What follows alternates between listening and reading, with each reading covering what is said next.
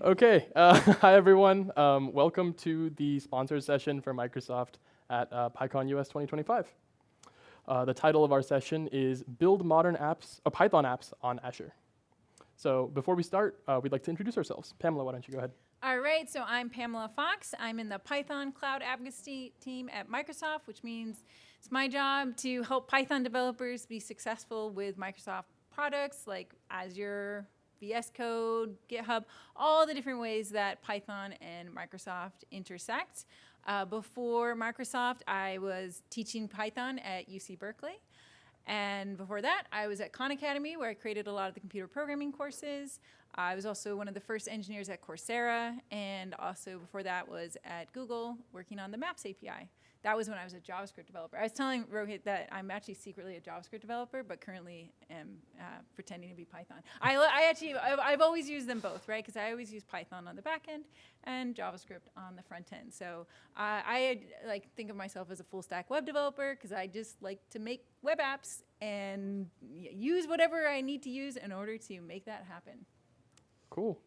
Hi everyone, I'm Rohit. I am a product manager on Azure and Python developer experiences. I also work on a few other agent-related projects now. But yeah, my original love is Python, and I still work very heavily in the Python space at Microsoft. I'm very happy to be back in Pittsburgh. I don't have a lengthy previous job history that's amazing like Pamela's, but I went to school here. I went to the University of Pittsburgh, and I lived here as well for a little bit of time beyond that, so excellent time to be back. Any Pitt students or Pitt alumni here in the building? Woo! All right, H2P, good to see everyone. Yeah, that's a little bit about me, and our websites are there if you want to learn more.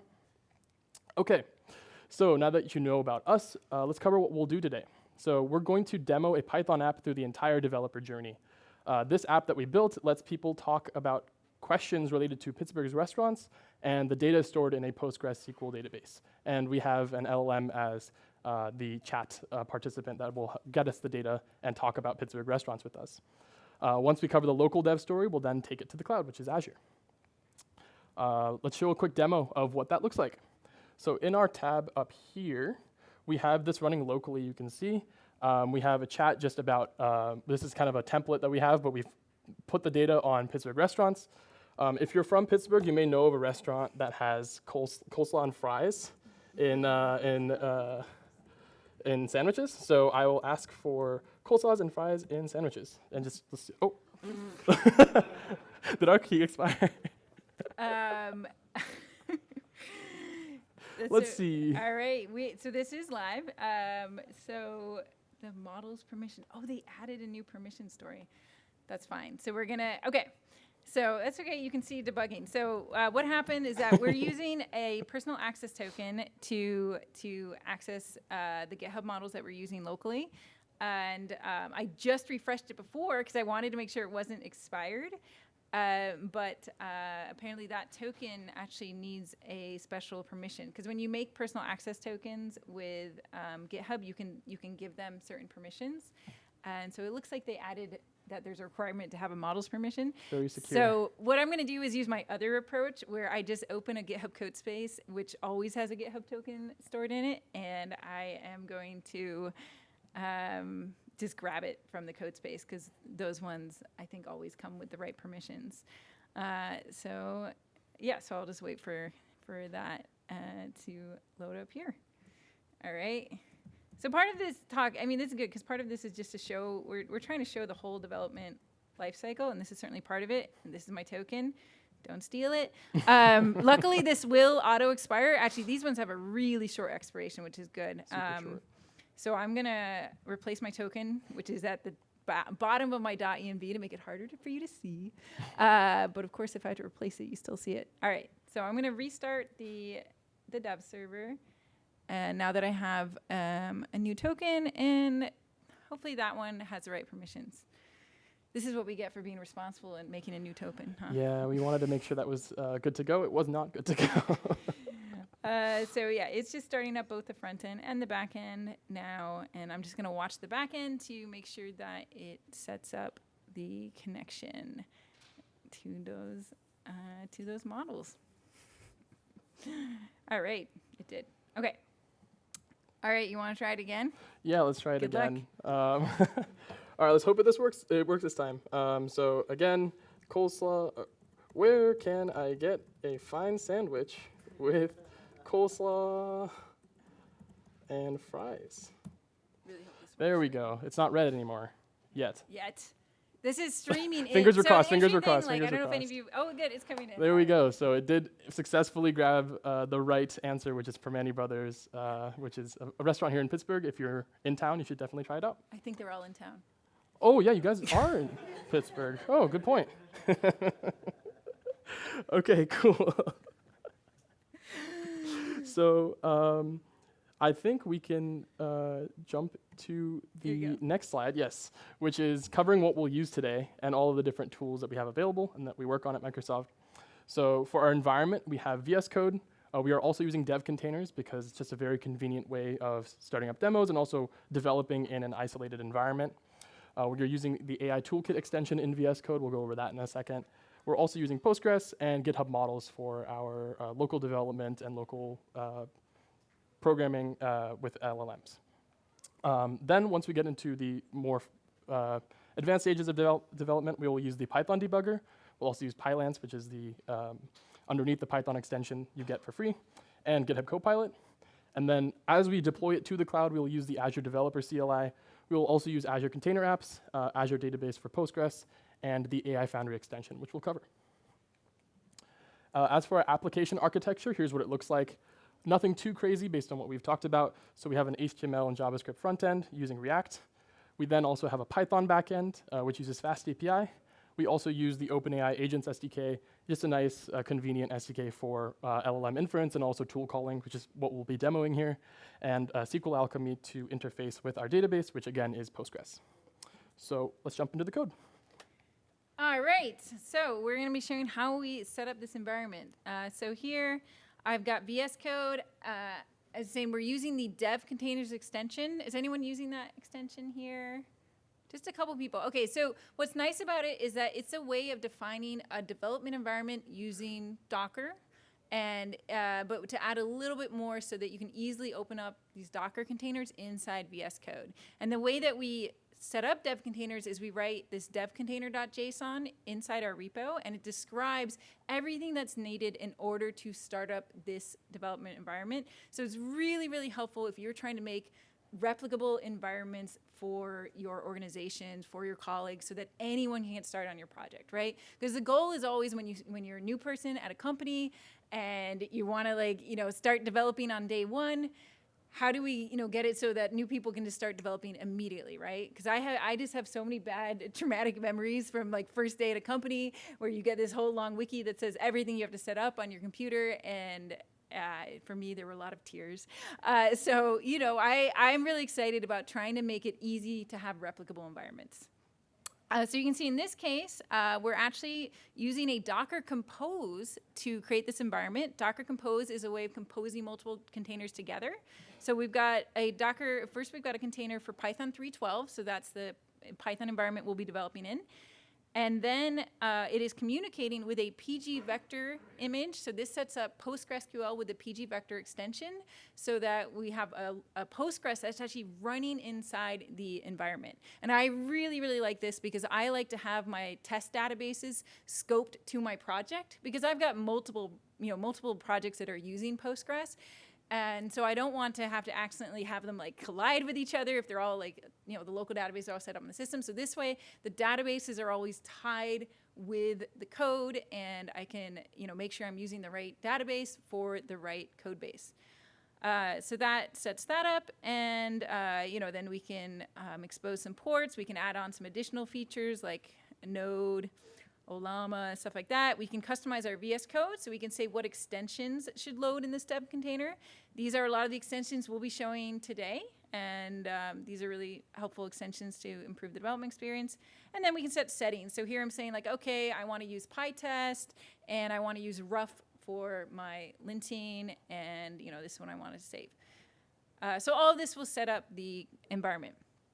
So as I was saying, we do have Postgres in this environment, and we can tell because it's running on 5432, which is the usual Postgres port. Anyone using Postgres here? We get some. All right, nice. This is, I think, the most popular database for Python developers. So I love it. It's really good. So I'm excited to announce we're launching a new extension, and this is actually where we're launching it. So yay for all of you, giving us an excuse to launch it. It was released to the marketplace last night at midnight, which I know because my colleagues messaged me at midnight. And I had to immediately test it and make sure it worked. So it's brand new. It doesn't even have a release version. It is only in pre-release right now. But if you search for PostgreSQL, you can find it from Microsoft, and you can check it out. It's really good. I've been testing it over the last few weeks and giving them lots of feedback. The team has been really responsive. So please do check out this extension. A really nice way of interacting both with local databases and also with any sort of cloud database, including Azure databases. So that's what I'm going to be showing, is this new fancy extension. It also has a fancy elephant icon that Rohit It is a really cool looking elephant logo, very sleek.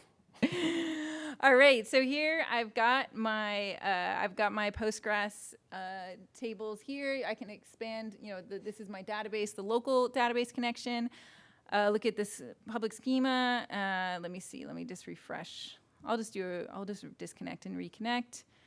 And any bug that I have during this, I will immediately report to the team. They're really good at fixing my bugs. My love language is bug fixes, right? Luckily, my partner's an engineer and understands this too. So when people fix things for me, I get really happy. Or my other love language is pull request approvals. Anyway, I should probably have different languages. Okay, so my 5-year-old just found out about love languages, and so she always says, my love language is presents. Lots and lots of presents. Okay, great. All right, so what we can do here, actually first we can start off and just right-click, and we'll just right-click on the database, and you can see some options. We can connect with PSQL. We can visualize the schema. I always love when I can visualize schema. Now this schema is super simple because we only have a single table, but I've opened databases with like hundreds of tables, and it is able to visualize those and show the connections between relations and stuff like that. So this is all from the extension. Yeah, yep. So here we can see this visualize, and now we can go ahead and do some SQL here, right? So I'll go ahead and grab some stuff. It already grabbed some stuff before, so you can get a feel for what our data looks like. The fields. You can see we have 2 embedding columns, and that's because we're using the PG vector with vector search. Now, in this case, I don't really like staring at floating point numbers, so it gets kind of boring. Suit yourself. You can go home and stare at them. So let me just go ahead and just grab the first 10, and now I can export them. So if I just wanted to have this subset of data, I can save as CSV, I can save as JSON, and I can save as Excel. So that's pretty cool. I'm going to save as CSV in this case, and just say, I'll just say like top10.csv. Okay, and now it loads in. I'm using the Rainbow CSV extension to make my CSVs pretty. And yeah, they look good. Okay, so we've got that. Now, the next thing we can do is we can actually chat with our database. And that might sound like a gimmick. It's actually incredibly useful, especially if you ever struggle to write SQL queries. It's nice. Yeah. I always just get confused between dialects, right? Like you switch between SQLite and MySQL and Postgres, and you're like, it's like, going between like Python and JavaScript, or like Spanish and Portuguese. Like they're too similar, right? So let's go ahead and ask a query like, can you do a vector search for items most similar to test ID 1? Okay. All right, so I've asked it to do a vector search. So first what it does is that it's looking at our database to try and understand the database and get a feel for the schema and see what sort of columns it's dealing with, so it can come up with a good query. And first it checked, it's very responsible. First it checked to make sure that this item with ID, test ID 1 existed. So it already ran that query. And you can actually see that in the query history. So you'll see here, it said it validated the item ID. So that was the first thing. And it even says who wrote it. Claude 3.5 Sonnet wrote it. And then we can see it's doing the vector search. So let me go ahead and open that query. That one's a lot more complicated. You can see here it did, okay, in this one it decided to use the 3L, which is the text embedding 3 large column, and use the cosine operator. I think it did the cosine operator. It's hard to look at the operator and just know what it is, but I think that's cosine. And it's using that to do the vector search. And then it even gets back the results. Oh, it did it multiple times. Okay, it did it once with Nomic, which is a local embedding model, and then it did once with the 3 large model. And that's really fun, because now it's even showing us the results, and we can immediately see here what the results are. So this is, I actually really, I think they did a really nice job with this, because we're getting both, you know, like the nice kind of human-friendly output, but we can also dig into the code, right? Like I always want to be able to actually dig into the actual code, the SQL, like show me the code, show me the SQL. And so there we can, you know, go on each of them and check out what it actually ran, and then, you know, we might bring them into our actual code base if it was a query that we wanted to write from our backend itself. All right, so that is what I wanted to show in the new extension. You know, please do try it out and give feedback. This is a great time to harass the engineers because they're really happy to fix all the bugs, and I'll harass them for you. You don't. Okay, that's like my job. All right. Cool. Okay. So we've looked at over the data, and now we might be curious as to maybe the LLM side, as to like how we're chatting with this data itself in our app, not in GitHub Copilot. So there's a few options that you can use. One thing I did want to call out was, let's go back here. There's GitHub Models. So if you don't want to set up a bunch of Azure permissions, if you have just your GitHub ID, there's a bunch of free credits you can use to try out different models with the GitHub Models workspace. But if you see the central theme of this demonstration, we like to stay inside VS Code. We don't like to leave this very much. We actually have the AI Toolkit extension, and they have the model catalog here as well. So let me close this. So it looks very similar to the web UI that you just saw, but you can try out a bunch of different models. You can filter by different features that they have, like audio or web or tool use. I have two that I like to mess around with. The first one is Jumbo 1.5 Large by AI21. I opened up the model playground here, and one thing you could do is also compare it with other models. So I will compare it with Llama 4 Scout, which I have here loaded in my models. And now if I try and type something, it types in both of them, and you can test out the models themselves before you choose one to go in on your task. One thing about this demo in particular, which we'll link at the end, is that you can also use Ollama as your local model runner if you do prefer to run LLMs locally. I know I do. It's just that we're on a laptop, and we don't have all day to wait for that output. So I can ask a question. I can also add the data that we just had, the top 10, and ask something about soul food in Pittsburgh. So in this step, I could test out what this app could be. I did not spell that right. Doesn't matter. Oh my goodness, this keyboard. Okay, cool. So I can send that. I can attach the CSV as the input, and I can see how the models do based on the little bit of data that we had from that extension. So depending on how I like to, how I want the model to have output, I can also just check out like a raw output on both of these. So maybe I like the way that it described this. Maybe I like the more in detail aspects of certain models. But you can definitely check that out and play around in the AI toolkit. Additionally, you can tweak the parameters for your LLM. So like your max response length, if you want to save your tokens, your temperature, your top P, to control the randomness. Let's see. And yeah, you can use your GitHub account as well to sign up. So you don't need to have any sort of Azure details for this. You can just get started nice and easy. And for me personally, this is great for local development where I'm still deciding between models, wanting to try different things out, and before I go off to the cloud. Okay, why don't you cover how we go over local app development in Python now that we have kind of the data and the models? Yeah, so here, that was all just setting up the environment, making sure we had access to a database, access to models. So how do I actually do this with my Python app itself? So let me close a billion things. So first, like everything is controlled in a .env file so that I can, easily modify my environment. So here you can see, my local connection to the Postgres that's inside the container. This is where I control what I'm connecting to in terms of the models, right? I could use Azure, I could use OpenAI.com, I could use Ollama, or I could use GitHub. And then I have my configurations for each of those, right? So here, if I did want to use a llama, I would be using the llama model.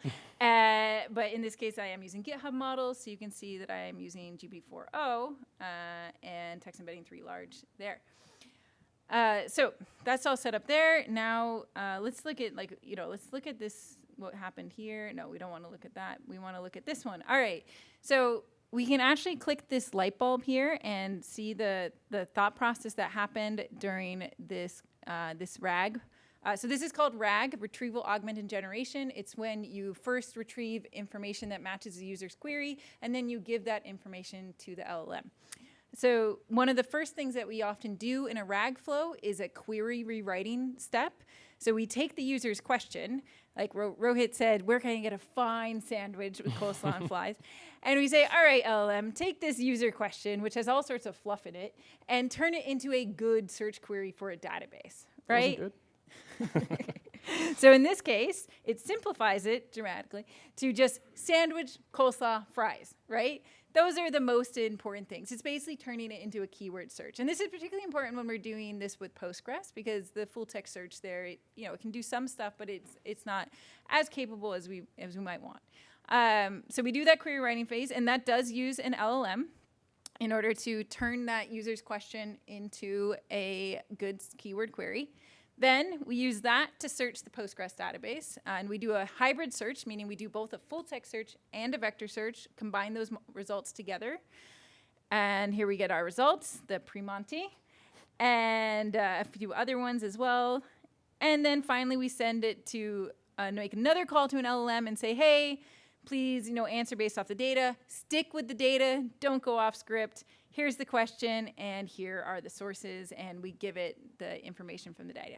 So that's what's the steps that are happening. In terms of how we implement it, I was saying it is a fast API application, so you can see all of our routes in our file here.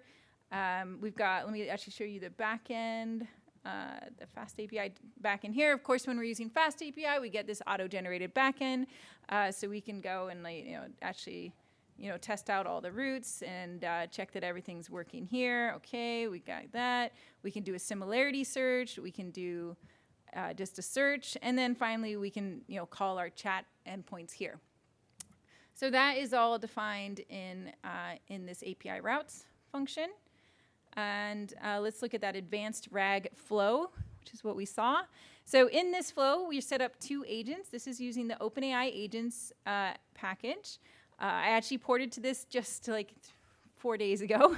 I had originally ported, so originally I was using the OpenAI SDK itself, like the low-level SDK, but I did want to start moving more to kind of the agent paradigm with more tool calling. So I first tried Pydantic AI, had a couple issues with that with Ollama, and moved to OpenAI agents, working pretty well. But really all I wanted was nice tool calling. Because what we see here is the searcher has a tool, right? It has the ability to search the database, and we can define that tool using a Python function and say, hey, here's the function. You're going to take the user's query, you're going to turn it into a search query. You can also turn it into optional filters. So you can suggest a price filter, and it can suggest a brand filter, and then we can use that as part of our SQL query. So then we get all that and send that to our Postgres code, and here's some SQL inside my Python, right? And this is what does the text search, the vector search, and then it merges them together using this algorithm called reciprocal rank fusion. That's this here. So that's how we get the results back. So yeah, and you can see then if I go back to here and clear the chat and then say, oh, can you recommend a highly rated Japanese restaurant? Here, remember, there is a column called ratings in our data.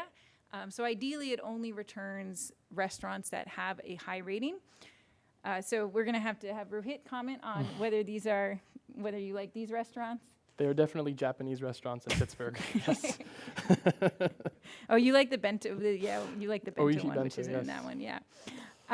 So what you can see in this case is that it did actually suggest both a search query. The search query here was just the word Japanese. That was all it decided to search for. But it also suggested a filter. So in this case, it said rating should be greater than or equal to 4.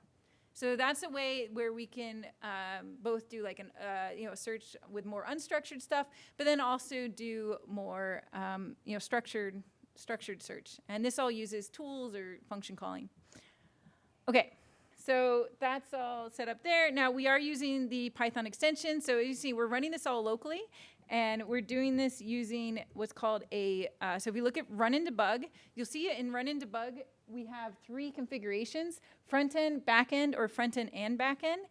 And I like to always set this up for full stack applications. So what you see is front end runs the React code, and it does this in a hot reloading mode. Back end runs the Python fast API code and also does this with hot reloading. And I can run these together in the compound configuration so that I actually can have hot reloading of my front end and my back end. So for me, I really like that because it's saying like I am a full stack developer. Like sometimes I want to mess with the front end, sometimes I want to mess with the back end, and ideally, I could see all those changes live. What's that Just My Code bit Oh you have yeah, there? I was telling Rohit how much I love Just My Code. Did anybody here using Just My Code? Yes. All right. Oh, did you have? I think they made some recent fixes. You should come to the booth and report any bugs to our VS Code team there. So Just My Code is an argument you can add to your debug configuration that specifies if you want to dig into third-party packages, right? And here, the thing is, I always want to dig into third-party packages because a lot of times the error is somewhere in there, right? You get a trace back and you see it's gone through this other package. You're like, well, what happened in that package? And for me, when I'm using a third-party package, like I want to like the code of that package. Like I need to be able to look at that package code and understand it and feel like I can debug with it. Like actually the most important thing to me for a package is debuggability. If I get an error with this package, can I debug it? Because here's the reality, you always will get an error with a package, right? Because it's, there's always some way you're using it, maybe you're using it wrong, maybe you're doing something they hadn't checked. In my experience, I'm always gonna get an error, so I need to be able to look at that code. So you can actually go and add a breakpoint, right? So here, when we do the, here, this is a call to the OpenAI Agents SDK. So what I can do is add a breakpoint here, and then I'll, so when you add a breakpoint, you do need to restart your debug mode, right? So we can see it's restarting. It pops open the windows. So we get it restarting in both the front end and the back end. I'm just going to wait for it to set up the connections to the models in the database. And you can see way up at the top here, you can move this around to your favorite spot. But this is the debug toolbar. It's really small on that little screen, but it's the standard debug toolbar that we see in various environments where we can pause, we can step over, we can step into. So here I can go ahead and call one of these queries here, and you can see it immediately broke at that point, right? And this is a point where I could actually dig into the OpenAI agents code. And it'll go into, you see it's actually going into my virtual environment. And then I can go through and I can actually watch it line by line. And I actually did this on the plane. I was bored. But the fact that I was trying to debug something about it and I wanted to actually understand what was going on. And so once you're in here, you can actually set breakpoints inside here. Once you realize oh, this is the important part is, maybe here, right? So then you can start to add breakpoints inside that code. So I have found it really helpful to be able to debug, much more satisfying than putting print statements everywhere. So I always just want to make sure everybody knows that, that you can set up this kind of experience and that you can really, really get into it. All right, and then I'll uncheck that breakpoint. Okay. All right, and we also get, from the Python extension, we also get, IntelliSense and all that stuff, right? So here we're using SQL Alchemy, which is using Python type annotation, so we can go here and we can mouse over and be oh great, that's our the type of that model, right? So it's always nice to have all of these features. It's what we expect now in our IDEs.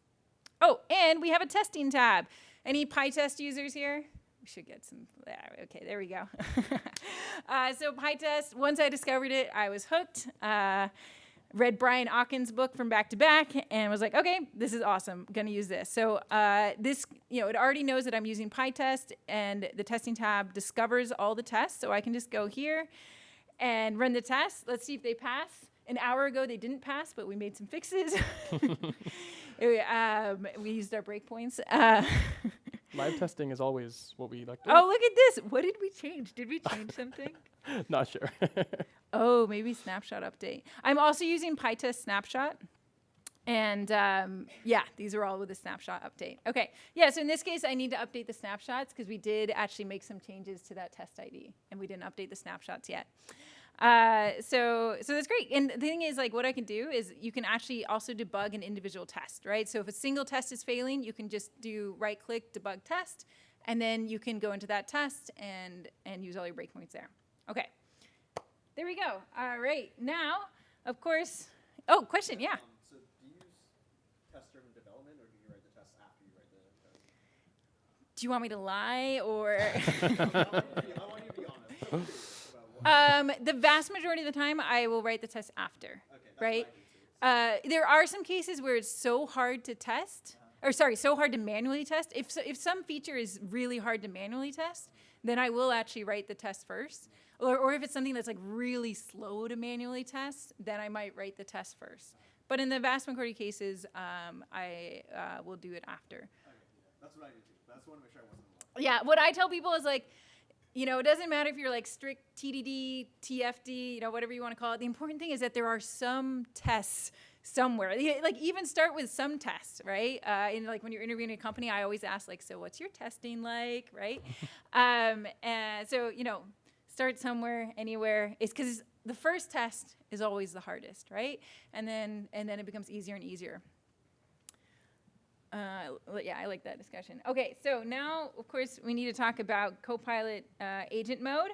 So this is a new mode, relatively new mode in Copilot. And in agent mode, Copilot has a lot more agency. It means it can do planning, it can do multiple steps, it can run things in your terminal, it can reflect on things, realize that something didn't work, and it can keep working on it. So I'm going to tell it, let's see, to write a new route, in API routes.py that lists all the items, you know, for a certain limit. All right, let's try that. So let's see how it goes. So it's going to start thinking. Oh, and while it's thinking, let me give a tip. So if you get like frustrated by Copilot, like not doing things the way you want it to do, like maybe you have particular coding conventions, right? And you really want it to, you know, do things your way. What you can do is go to your user settings, right? Open your user settings, and you can add these instructions. So github.copilot.chat.codegeneration.instructions. There's also documentation about this. And so here you can see, like, you know, when making Ajax, I'm very particular about how I do my Ajax. I've got a bunch of Azure rules. So these are all my best practices. You can also put a markdown file in your repo if you have like a lot of instructions. So for example, my manager has high standards for the Python that we write. So he's got a whole, list of things, right? So he actually puts all of this inside a local instructions file. And so when it writes Python code, it does it exactly the way he wants to do it. So definitely do that. Do you have custom instructions? I do. They're mostly related to Azure, though. There you go. Be secure. That's right. Yeah, you want to, so, okay. Okay, so it did a bunch of stuff while I was blabbing. All right, so it added a route, and we can look at it, decide if we want to keep it. Okay, let's keep it. It went ahead and added the test this time immediately. So Copilot likes to do test-driven. Well, it added the test right after too. But here we can say, okay, let's try that as well. And then let's go ahead and see if it worked. That's always a good test. So I'll go ahead and let's see. Yeah, it looks like it reloaded. So I can go back to Mashwaga. That's how you pronounce it. Is that Schwager. Is that so? Yeah, that's the official one. Let's see. Oh, because it's still reloading. So it takes a second to reload. But when that's done, we're probably expecting to see the new endpoint in our Swagger file, or Schwaga file. Yeah, so in this case, Yes. Schwaga. It's taking too long to load. I'm getting bored. So I could actually like run this test right now and see, does the test pass, right? Because if the test passed, that's always promising. Doesn't mean that something for sure worked. Oh, in this case, it just messed up because of our item ID, not We wanted a matching. readable ID, and we inserted it into our data, yeah, and that messed up a bunch of stuff. That's why all of our tests is just because we changed the ID of this data. So that looks reasonable. Let's see how are we doing with the reloading. Too slow. Oh wait, as soon as I press stop, it decides to register. All right, fine. Let me try now. Oh, now it shut down because I told it to stop. All right. Let me just fully shut it down. Okay. And then start it up again. So are you anyone using Copilot agent mode? Yeah. Oh, okay. Early days for that one. Are you all using Copilot at all? Like Copilot chat? Okay. A few people. I guess who's using VS Code? Okay. Okay. All right. Maybe so. Are you using any AI assistants or maybe not allowed? Oh, using Claude. Okay. Yeah. What is it Cody. called? Cody. Yeah. Okay. Is it an extension or you do it like use it on this? It's available in extension. Nice. Cool. Cool. I mean, I use Copilot because I'm like paid to use it, but it's pretty good. So, I mean, generally, you should join the company that you enjoy being like the tools that you're paid to use. Especially right? agent mode, it caught up a bunch. Yeah, we have this like massive thread chat going on with the agent mode engineers, and every day we just send all of our feedback. We're like, this didn't work. Make this work better for us. Thank you. Yep. I'm sure they love us. Oh, do I have, no. Okay. Why is it kind of being slow to load? Well, whatever. I'm sure it works. Okay, sorry. Okay. I call it, so I have a different name for vibe coding. I call it YOLO coding, right? Oh, yeah, question, yeah. Just now when you showed the extension, it looked a lot like the GitHub Copilot window. Does it have the same agentic framework? Because my team has a lot of like unstructured data, like Excel sheets from 10 years ago. Would it be able to generate or agentically put those into the database as opposed to retrieve it? Yeah, I actually have a demo that I'm going to do on Saturday at the Microsoft booth where I'll show you a lot more agent mode with the Postgres one. So I only use that Postgres one in kind of ask mode, which even that is pretty agentic, but we can also just full on use Copilot agent mode. And like in my demo, I like just say, hey, here's the CSV, make the schema for it, make the table, bring it all in, right?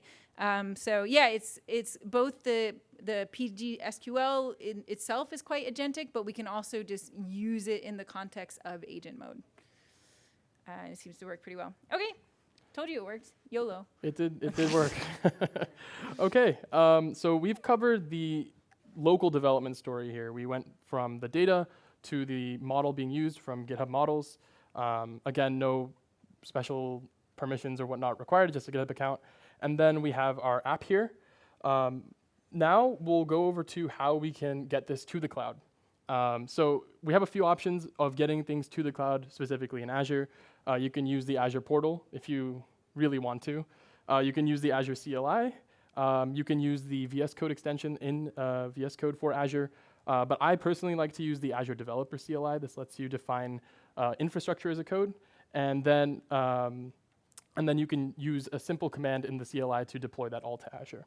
So we actually have an AZD terminal here, and there's only a couple commands you need to know to actually deploy your app to Azure. So the first one is AZD auth login. Obviously, for Azure, that we're now dealing with permissions and whatnot. Got to make sure it's you. But then the real command for getting the app to the cloud is just AZD up. And AZD up is just 3 steps. First, there's AZD package, so getting all the code in your repository or your folder ready to deploy to the cloud.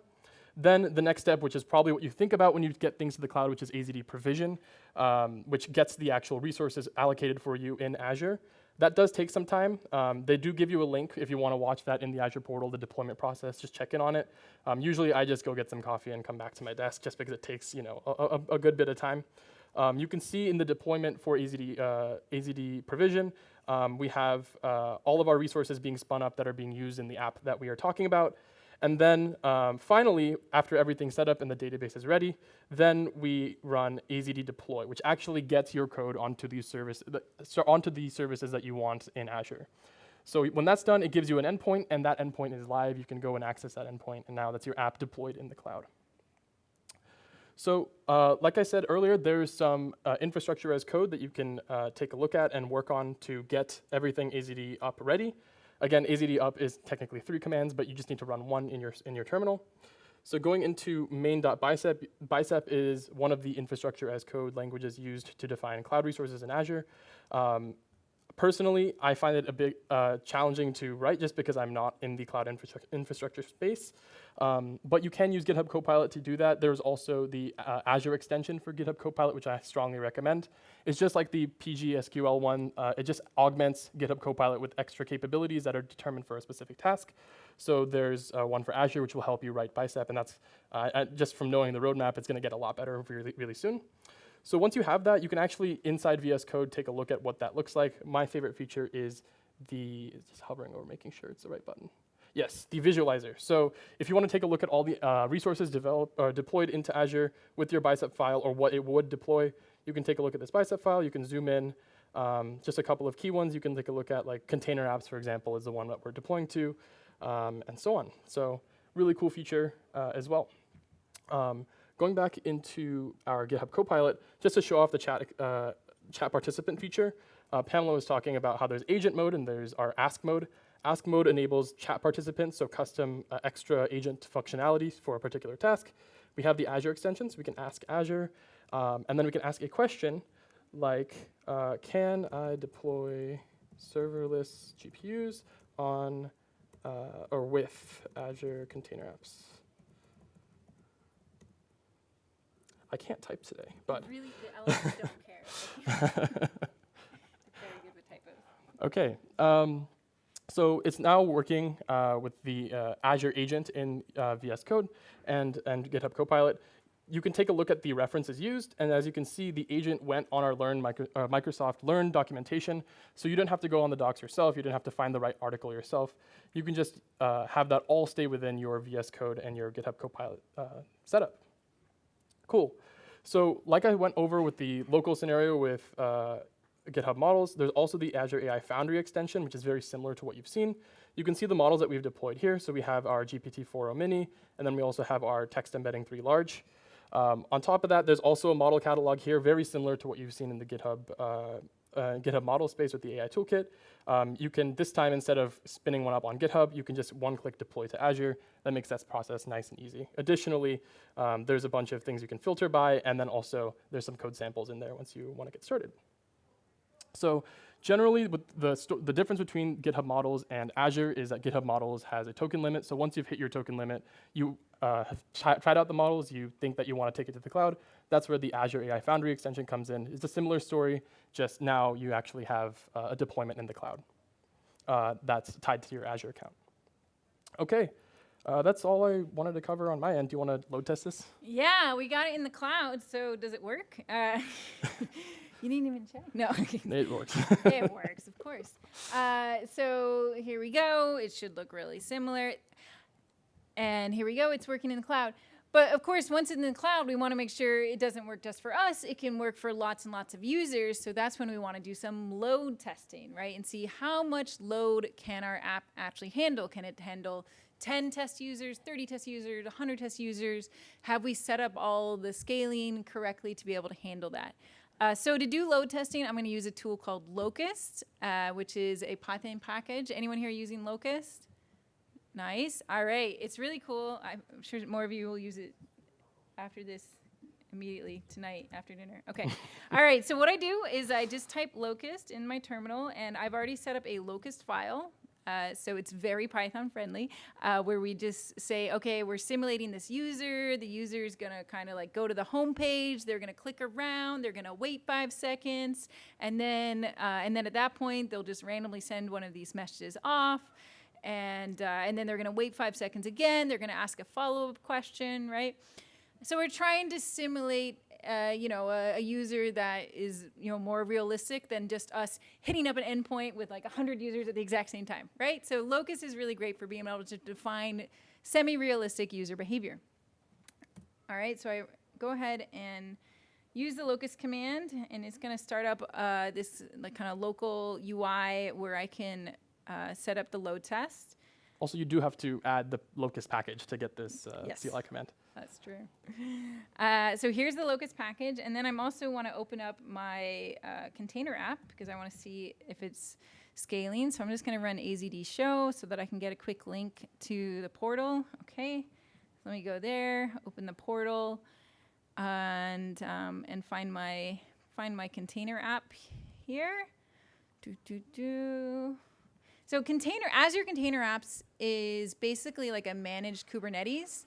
So if you like the idea of using Dockerfile and containerized deployments, but you don't like the idea of having to deal with Kubernetes, then Container Apps is a nice fit. So for me, it's perfect because I still haven't learned Kubernetes.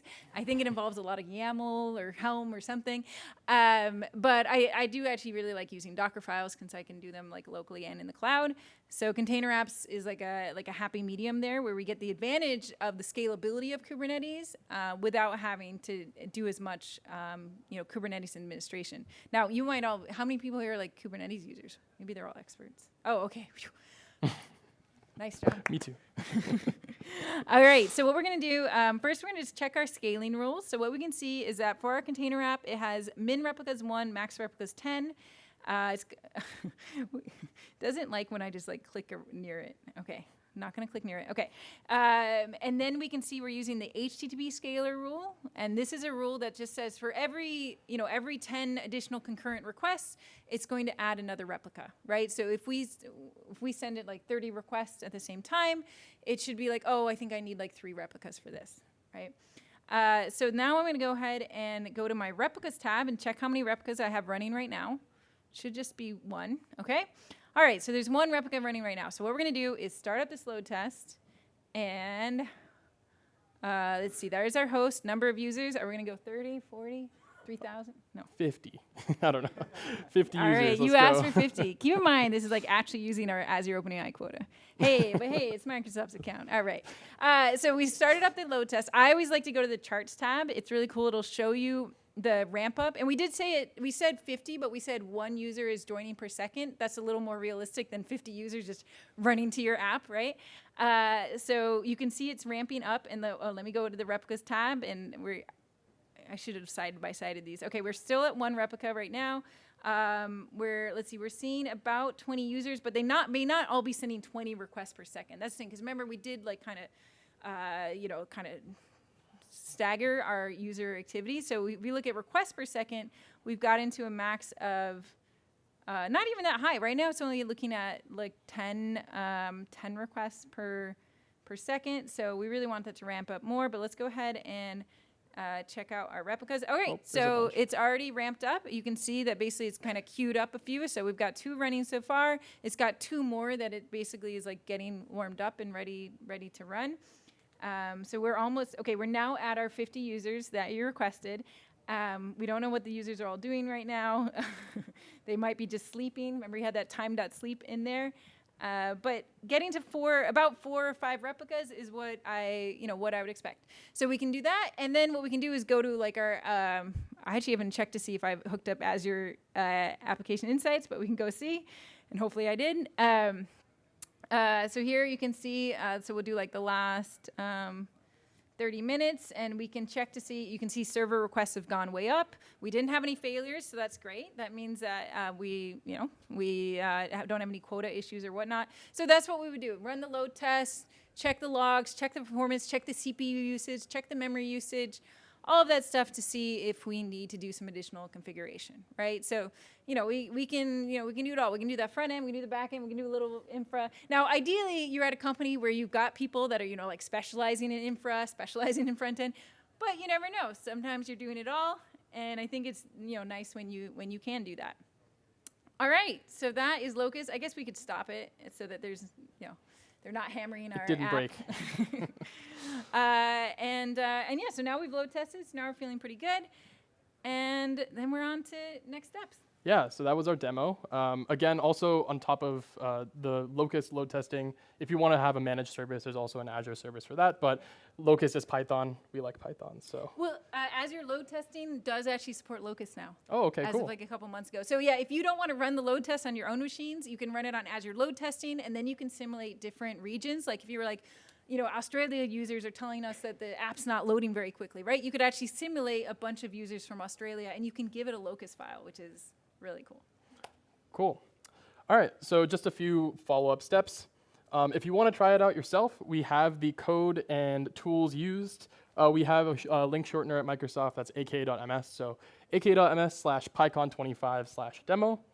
As well, we have our PyCon site, so aka.ms/pycon25, that has more details on what we'll do at PyCon this year and our booth details and so on. Just another shout out to all of the extensions we use in VS Code. Again, we barely left VS Code only to test our app or maybe check out resources in Azure. So staying all inside of your IDE is very useful, and it's very flexible with the marketplace. So wanted to shout out the Python environments, Postgres, GitHub Copilot, AI Toolkit, and AI Foundry extensions. Definitely check them out if you're interested in something like this.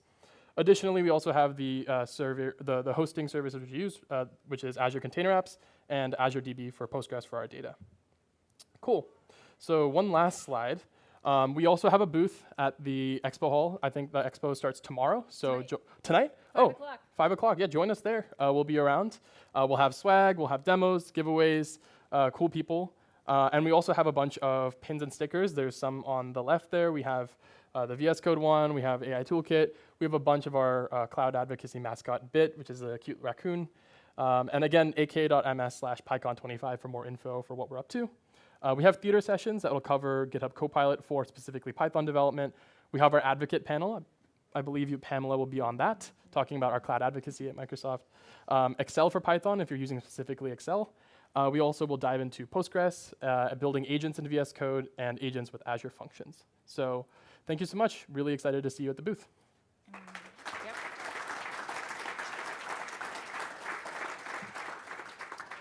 We have 9 minutes for questions, if that's all good.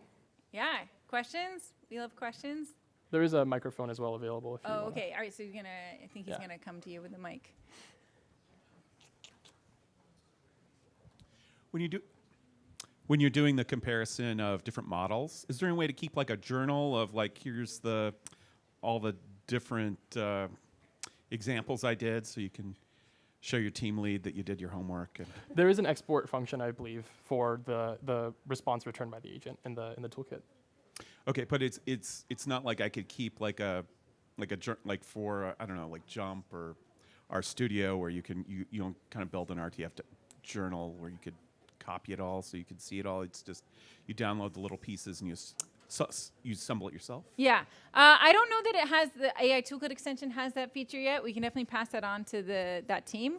The other thing, like this repo has evaluation built in as a process. So normally if I'm like actually comparing models, like if I I'll try out a model like in a playground, but then I'm like, if I'm saying like, ooh, this new GPT-4.1, this is looking really good, I will change my app to use that and then run a full evaluation, which will be about like 200 question answer pairs. And then save. I do save that, right? Because then like I have a record basically that says like, okay, like this was better than this, right? Like if you check my blog, like I also try to post what I learn when I run those evals, right? So this was like when I was doing GPT-4o mini versus GPT-3.5 turbo. So that's what I would recommend is like use the playgrounds for experimentation. But really, when you want to make a production level decision about which model to use, I would run a full evaluation using a diverse like set of questions inputs, right? I can't make an agent do that. Yeah. Well, I mean, it kind of will be using like an agent to do that, right? Because it uses GPTs as judges. Yeah. So like these ones, like groundedness, GPT relevance, that would be using the agent to evaluate those quality metrics. Yeah. Mm-hmm. Any other questions? I got one here. Yeah, there's a mic if you. No. Yeah. I honestly just pulled up the Postgres extension here, and it works. When is that getting released? Because I've used pgadmin and dbeaver, and they look kind of clunky, and I use VS Code all day and Copilot, so any updates on that? So we just released the pre-release version of it. I'd expect it to be fully released before the end of the year. Okay. But after hearing that, I'll definitely rush them. I mean, you can start using it now. I've been using it for a while. Any known bugs or I don't know. Yes, for sure. I wonder if that repo is a public repo. I wonder if they have let's see if they have like an issue tracker. Yeah. Can we do? I just Could you go in the store maybe? The Oh yeah, extension let's check marketplace? them in the store, because if that one's not public, so I can tell you known bugs that I've reported. Some issues with like refreshing. Sometimes I'll get told like, oh, this it's not connected, so then I just reconnect. Some issues if you're doing Azure Postgres and you're doing it with fully keyless with managed identity, Entra ID, auth. It works if you're using like a main tenant, but if you're doing a non-default tenant, doesn't work. That's the only reason why I didn't demo that actually, was because that affects me. It doesn't work in code spaces right now. It wasn't working on my Mac a week ago, but as I said, they made a quick fix and now it works. It's working on my Mac, so. Yeah, Cool. yeah. And then let me I see. guess Yeah. also I saw there's a couple other Postgres extensions. Like, why is yours better than those? I guess. I've also used SQL tools. I think they're quite comparable. I think that for me, a lot of the functionality is similar between SQL tools and Postgres. The nice thing is that this Postgres one is very focused on Postgres, whereas SQL tools, you have to like bring in a separate driver for Postgres, and there's a couple little issues there. So it's very focused on Postgres. It also does have tighter integration with Azure Postgres. So if you are using Azure Postgres, it's nice to have that tighter integration. And it has all that GitHub Copilot integration. I don't know if I've seen that in any of the other ones. And also it lets you create a local, if you don't have a Postgres running yet, you can actually create it'll just has this functionality to create a local one with Docker, and it'll set it one up for you. So I think it has a lot of similar functionality and also additional functionality. I guess the main thing is that it is Postgres only, so which can be a good thing, but also if you're using other databases, and that would be a drawback. But it looks like their issue tracker, this looks public to me. That's a public issue tracker one, yeah. so- So you can file something They there. must have just made it because you don't see Yep. any of my issues. Okay, so this is a brand new, so brand new repo, which looks like it has 0 issues. We can be the first ones. So I do encourage you to file issues, because otherwise I'm the only one filing them, and I get lonely sometimes. So yeah, go ahead, use that. Thanks so much. Yeah. More questions? Oh, in the front.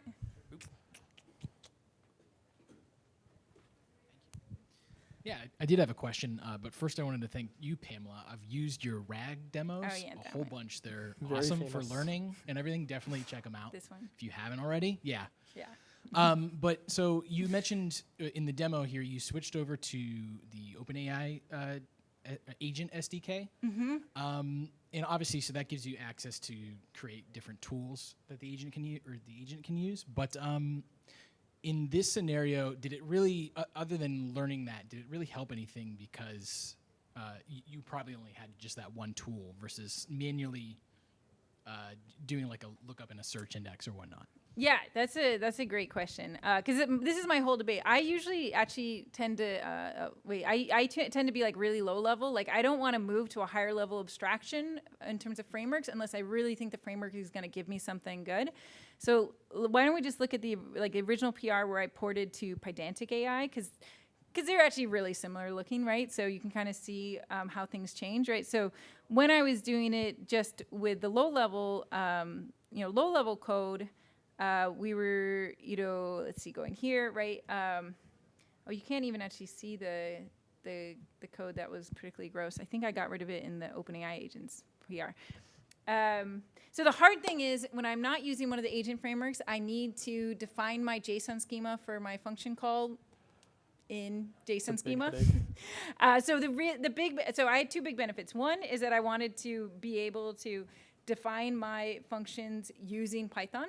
Right, and because this is like a strongly typed database, I wanted to be able to keep that up with the tools, right? So this was previously a JSON file, basically, that had this all described as schema, and I had to hand validate it. So every time a tool call would come back, I'd have to see like, is search query a string? Does it exist? Like, I try to do a lot of validation, especially because this repo does support OLAMA, right? And those models are much less reliable when it comes to function calling.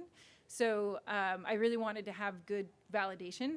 So that was definitely a benefit. And the other thing is I wanted to be able to add on more tools, right? Because everybody's asking me, because yeah, as you mentioned, what I mostly do is maintain this other RAG repo, which is RAG on documents, like unstructured documents, PDFs and stuff like that. It's a very popular one that's been deployed thousands of times. And everybody there will. I'm one of those. Thank you. So everyone in the issue tracker is always like, how can I bring in this tool? How can I bring in this tool? And right now it's honestly a little hard because you have to hand write your JSON schema. You have to hand validate that the function call arguments came back correctly. So I wanted it to be more extendable, at least for adding more tools. Also, these agents SDKs do have MCP support. We're getting asked a lot about that now. And so being able to just, because now in theory, I could just point one of these agents, I could just add in an MCP tool server as well, and boom, it would just work. So, I had on our possible to-dos for this demo to add MCP, point it, but I got this far where now it should actually be a lot easier. Now that I'm already using an agent framework, it should be easier. There's definitely drawbacks of using agent frameworks because they are abstraction layers. So it actually, I had to do a lot of digging to figure out how to get it to the same behavior as before. So you can see I have this tool use behavior of stop on first tool. When I didn't have that, it would try to do additional calls, which was slowing things down, and also just not working with a llama because, once again, when we're using those small language models, less reliability. So there's definitely, at this point, I couldn't say for sure, should you use an agent framework or not. I think this one's a pretty nice lightweight one where if your primary goal is, agents with tools, I think it's working pretty well. Is anyone else using agent frameworks you want to recommend or shout out? No, again, maybe no agent frameworks. Okay. Goose. I actually was looking through Goose yesterday because I was trying to figure out if my friend was working on it. So Goose is from Block. So I was poking just around the repo. Yeah, I was looking at the contributors, figuring out who's contributing to it. Yeah, I haven't used it. I've only poked around at it. So what I've messed with is I've tried Pedantic AI, tried OpenAI agents. I've worked with AutoGen, Semantic Kernel, Crew AI, small agents. And most of those I've only worked with, just briefly. Basically I have a Python agent framework.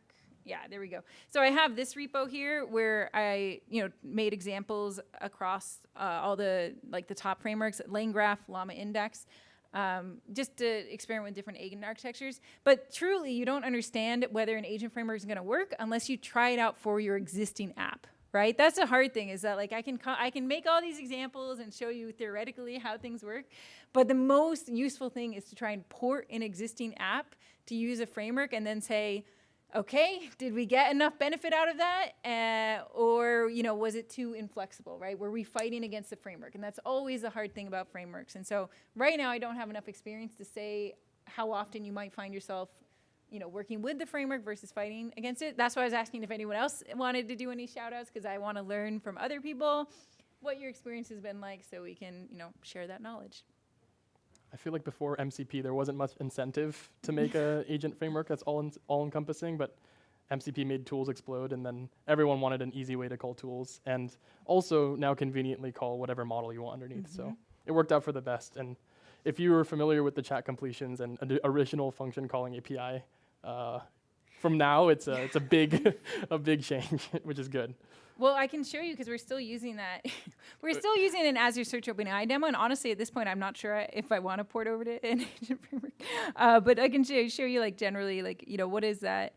What does that look like when we want to do that? Where is it? What do I search for here? I should remember it because it's in my repo. Tools equals tools. Okay, self-query write tools. Yeah, because it's just JSON. All right, there we go. Yeah, just JSON. Oh, man. All right, so this one's not a complex one, but that's what that code looks like. But then it's saying so you have your JSON schema, yeah, but then you have to hand, you gotta hand, massage it. So when we get it back, Yeah, there we go. Okay. So this is just for a very simple tool with one argument, right? So I get it back. I check to see, was it a function? Okay, was it search sources? Okay, was it a string? Like, and this is just for a single argument, right? This is where a framework might be a good idea. Yeah, that's the thing. So just for the simple act of tool calling with validation, you can actually, sorry, I'm getting in the weeds now, but you have one other option just using the basic OpenAI SDK. Let's see, I think I have it. Oh no, I have it in this one. Okay. Also, check my GitHub. I have a lot of repos. How do you format your repos? Oh yeah. So what you do on GitHub is you make a repo that has the same name as your username, and then you can make a pretty README. That was like one of the first things I learned when I went to Microsoft, because everybody had these like gorgeous READMEs. I was like, how did you do that? So here if we do, so here we're using structured outputs with function calling. So this isn't going to work with as many models, but this is another option where you can basically say, here's a pedantic model, turn it into a function tool. So it's a little bit better. But yeah, anyway. As I say, I'll be at the booth if anyone wants to nerd out on stuff like this. Any other final questions? Where is this? Go in the expo hall straight in the front. Yeah. Yeah, you can see, as you like walk over that bridge, you can like look over and check out all the booths. Ours isn't quite as fancy as some of the other ones. No. We're gonna have to step up our booth game. Last year there was a company that had a Rita's Ice, like Italian ice, Oh no. and just the entire time. Yeah. At the okay, I went They to go the very fancy sometimes for these PyCon. The PyTorch booths. conference was very well funded because they had live flambéed s'mores at the booth, like just for everyone. Like, yeah, so you go up there, so they like flambe the s'more, but then there was like ice cream involved. It was like an ice cream s'more live flambéed. Anyway, it was incredible. So thank you everyone for coming, and we hope to see you around. Thank you.